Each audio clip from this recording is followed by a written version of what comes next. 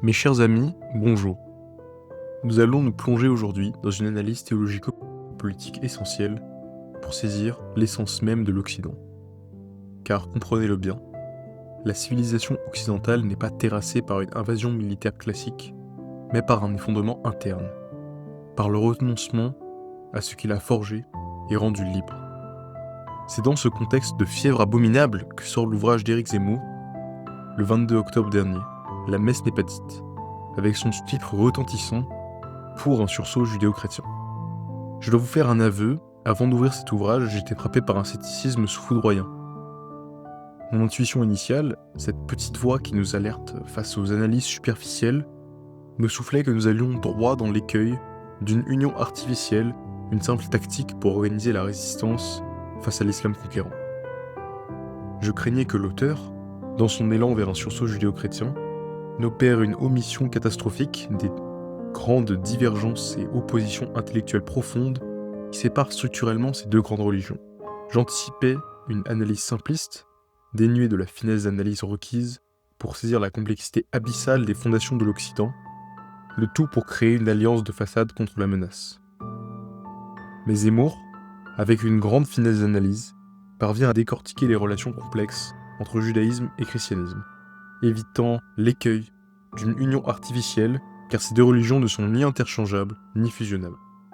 Le début du livre porte sur son histoire familiale et son rapport au judaïsme et au catholicisme, sur un plan personnel. Puis, dans le chapitre Foi et loi, il explique les différences théologiques principales entre judaïsme et christianisme, strictement déterminées par le concile de Nicée en 320. Zemmour souligne que le judaïsme est une orthopraxie, c'est-à-dire une religion fondée sur l'action, guidée par la révélation de la loi donnée par Hachem à Moïse sur le mont Sinaï. L'objectif suprême de tout juif est d'accomplir les 613 mitzvot, commandements, et pour les autres, de suivre les 7 lois de Noé.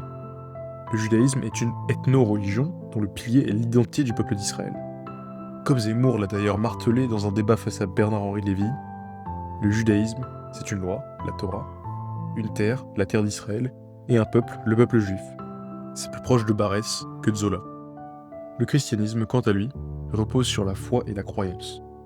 La révolution fulgurante est celle de Saint Paul, qui privilégie la foi sur les œuvres, engendrant ainsi l'origine de la liberté individuelle en Occident. Son dogme, de sa nature universelle, a permis son expansion explosive dans l'Empire romain. Le judaïsme laisse libre la discussion autour du dogme, mais réglemente strictement les pratiques de la vie quotidienne, quand le christianisme a libéré la vie quotidienne, mais a établi une vérité dogmatique dont on ne pouvait pas discuter, notamment le fait de nier la Sainte Trinité.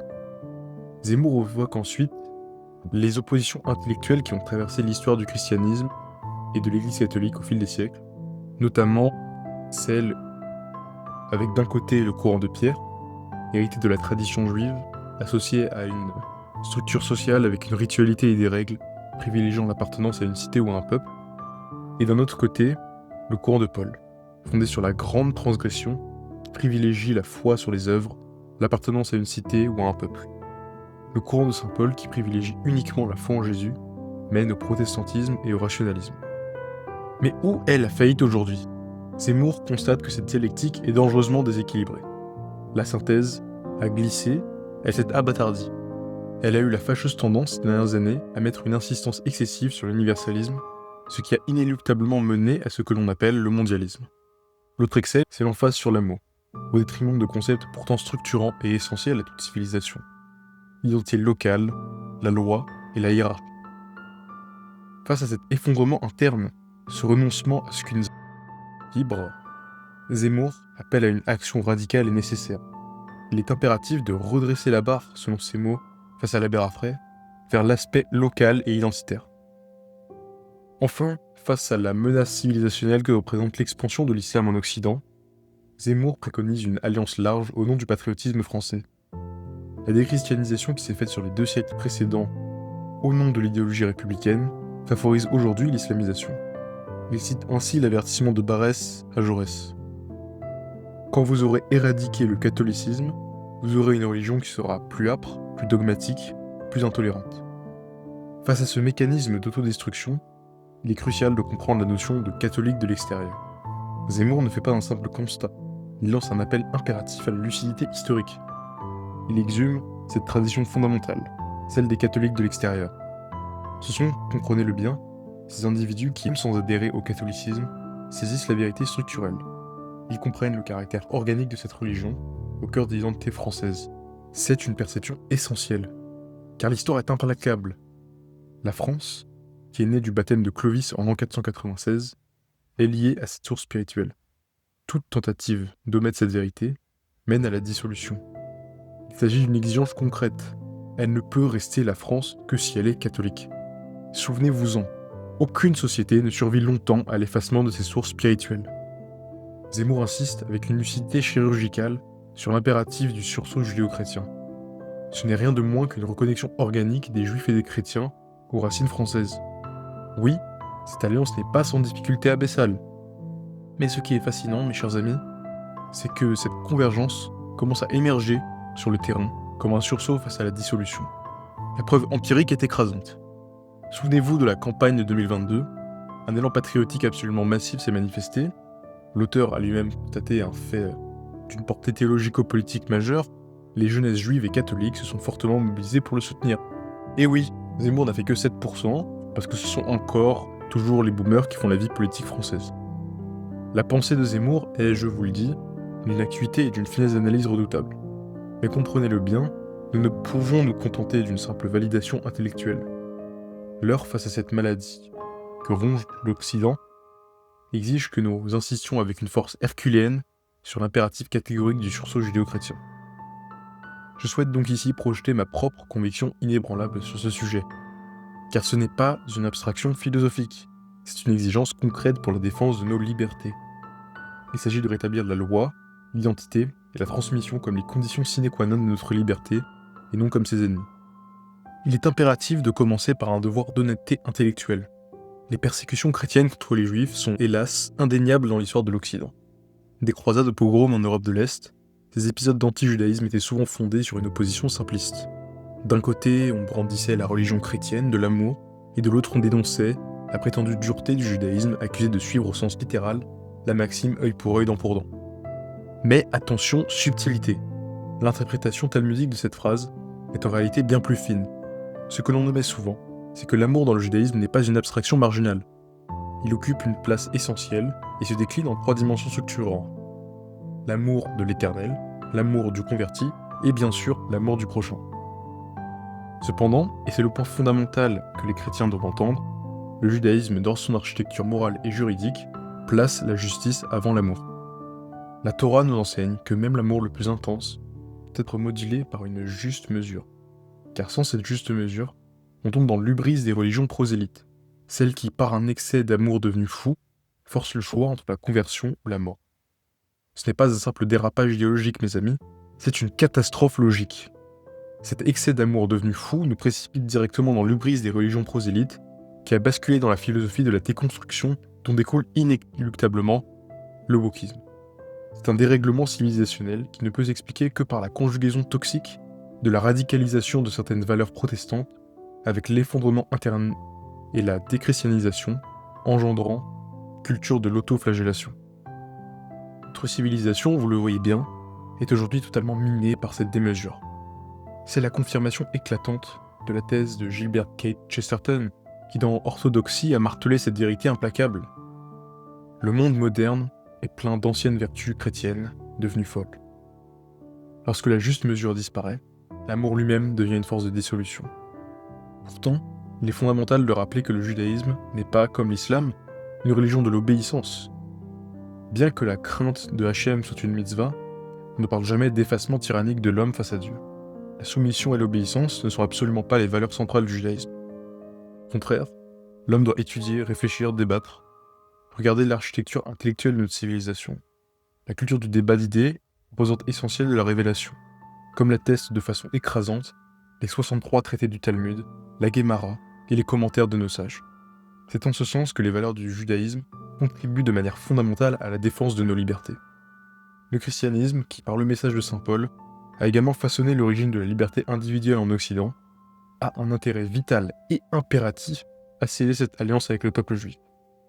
Il est cependant nécessaire d'introduire ici une clarification sans faux semblant sur un point de friction historique.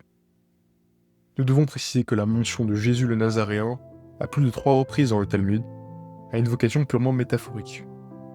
Loin de vouloir critiquer l'individu, c'est un Jésus littéraire et polémique construit par les sages du Talmud, des siècles plus tard, pour défendre le judaïsme face à une religion chrétienne devenue dominante et souvent hostile.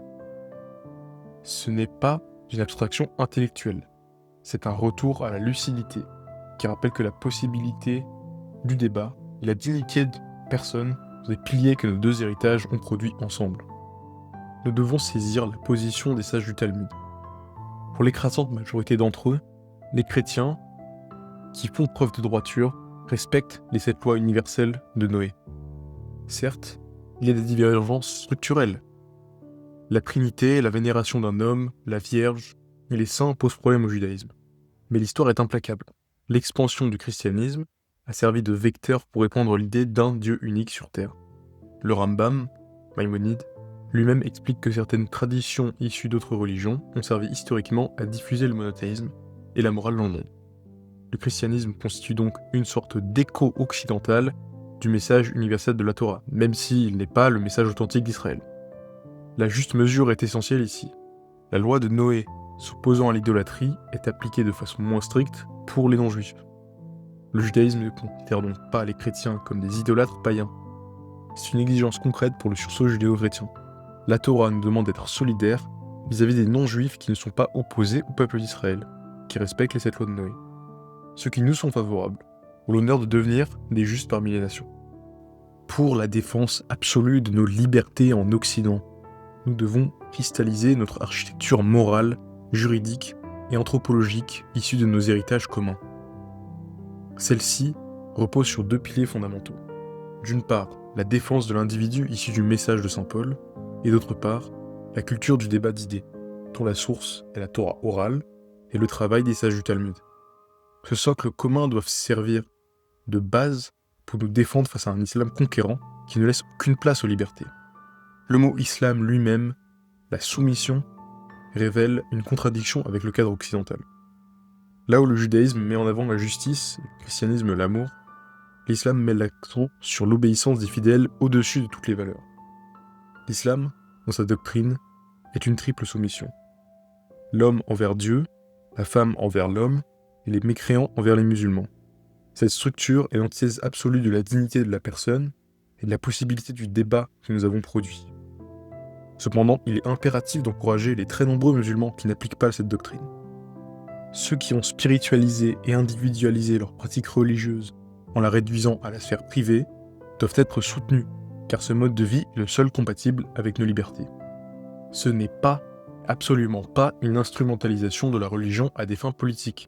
C'est une vérité structurelle que l'on ne peut ignorer. Comment pourrait-on l'affirmer alors que le judaïsme en tant que religion nationale, dont le pilier est l'identité du peuple d'Israël, a toujours assumé son aspect politique ? Et quant au catholicisme, avons-nous vraiment besoin d'insister sur son rôle durant les 700 ans d'histoire de monarchie française ? Seuls nos dirigeants politiques qui diffusent une culture nihiliste peuvent se permettre par un sabotage intellectuel d'omettre la grande question des religions pour parler de l'avenir de notre nation. La civilisation judéo-chrétienne est donc la réalité contemporaine des pays occidentaux qui veulent continuer à vivre librement. L'alliance du totalitarisme frériste et de la gauche universaliste de la table rase favorise la barbarie, qui est l'exact contraire de la civilisation. Attention, lucidité. La défense de la civilisation judéo-chrétienne requiert une rupture totale avec ceux qui sapent l'union, comme la droite polonaise antisémite ou les gros hippers anti-juifs aux États-Unis, représentés par Nick Fuentes et Candace Owens. L'émergence récente de ces courants au sein du mouvement MAGA est en partie motivée par la volonté de mettre fin à l'interventionnisme américain dans le monde. C'est une perspective qui nous conduit à une exigence concrète. En tant que juifs et occidentaux, nous ne pouvons que souhaiter à terme l'indépendance d'Israël vis-à-vis des États-Unis. L'histoire est notre garante. Israël n'a d'ailleurs pas eu besoin d'un soutien américain massif pour remporter sa guerre d'indépendance de 1948 face aux puissances arabes. Si, à court et moyen terme, il est dans l'intérêt mutuel d'Israël et des États-Unis de maintenir le soutien, offrant à l'Amérique l'alliance à une puissance majeure du Moyen-Orient, à long terme, Israël doit impérativement faire prévaloir sa souveraineté. La vérité est là. Israël n'a pas besoin et n'a pas vocation de devenir le 51e État américain. Il est une vérité structurelle que l'on ne peut ignorer. Force est de constater qu'Israël est aujourd'hui le pays du Moyen-Orient où les chrétiens sont les plus libres. L'histoire récente de Bethléem, ville de naissance de Jésus, offre une illustration parfaite et implacable de cette idée. Lorsque cette ville était sous l'autorité d'Israël, sa population était composée à 80% de chrétiens. Aujourd'hui, ils ne sont plus que 20%, avec l'autorité palestinienne qui la dirige. Néanmoins, notre lucidité nous impose de s'opposer absolument au soutien de l'État d'Israël à l'Azerbaïdjan, un État qui massacre les chrétiens d'Arménie. Cette stratégie inefficace d'Israël, qui visait initialement à apaiser les relations avec la Turquie, est heureusement appelée à s'achever à l'avenir. La preuve en est, Netanyahou a par exemple annoncé cet été la reconnaissance par Israël du génocide arménien de 1915 à 1923. C'est un retour nécessaire à la juste mesure dans la défense de la civilisation judéo-chrétienne. Il peut être d'une utilité vitale pour les pays chrétiens confrontés à une démographie vieillissante de s'inspirer sans tarder des politiques natalistes d'Israël. C'est une évidence que même chez les Chilonim, donc les juifs dits laïcs, en Israël, on observe un réel dynamisme démographique avec un taux de fécondité de 2,3 enfants par femme. Quant à la France, sa laïcité doit être remise en question de façon profonde. Si la liberté religieuse et la séparation de l'Église et de l'État doivent demeurer, il est nécessaire de mettre fin à la soi-disant neutralité de l'État et assumer que la France est un pays catholique. En ce sens, les symboles chrétiens doivent être mis en avant de la même manière que de nombreux démocratiques et libres, comme l'Italie, le Royaume-Uni et les États-Unis. En définitive, le sursaut judéo-chrétien est nécessaire et vital pour la civilisation occidentale, car il est le seul rempart pour défendre nos identités, nos traditions et nos libertés. Le judaïsme et le christianisme ne sont pas interchangeables, ni fusionnables, mais ils ont ensemble produit l'architecture morale, juridique et anthropologique de l'Occident. Cette architecture est fondée sur la primauté de la loi sur l'arbitraire, la dignité de la personne, la responsabilité individuelle, la possibilité du débat et la hiérarchie des valeurs. Ce sursaut implique une clarification sans faux semblant. La France est historiquement catholique, l'Occident est civilisationnellement judéo-chrétien, et aucune société ne survit longtemps à l'effacement de ses sources spirituelles.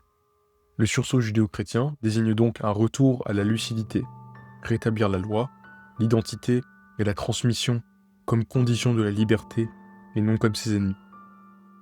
En ce temps de Hanouka et à l'approche de Noël, je dresse un message de continuité et de fidélité aux héritages qui ont façonné l'Occident. Alors Hanouka Sameach et Joyeux Noël.